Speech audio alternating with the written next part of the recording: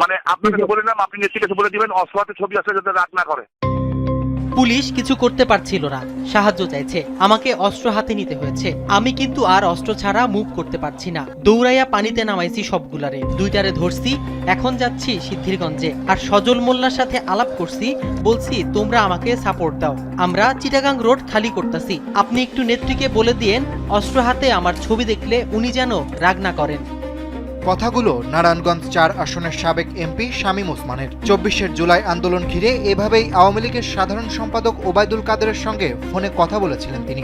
আন্দোলন দমনে অস্ত্র ব্যবহারের প্রসঙ্গ উঠে আসে ওই কথোপকথনে। সোমবার নারায়ণগঞ্জে সংগঠিত মানবতা বিরোধী অপরাধের মামলায় শুনানিতে প্রসিকিউশনের পক্ষ থেকে এই ফোন আলাপের কিছু অংশ উপস্থাপন করা হয়। প্রসিকিউশন জানায়, ফোনে শামীম ওসমান অস্ত্র হাতে মাঠে থাকার বিষয়টি উল্লেখ করেন এবং সে সংক্রান্ত প্রতিক্রিয়া নিয়েও কথা বলেন। এদিকে আন্তর্জাতিক অপরাধ ট্রাইব্যুনাল ১-এ জুলাই গণ অভ্যুত্থান চলাকালে নারায়ণগঞ্জ সদর ও ফতুল্লা এলাকায় সংগঠিত মানবতা বিরোধী অপরাধের অভিযোগে একটি ফরমাল চার্জ দাখিল করা হয়েছে।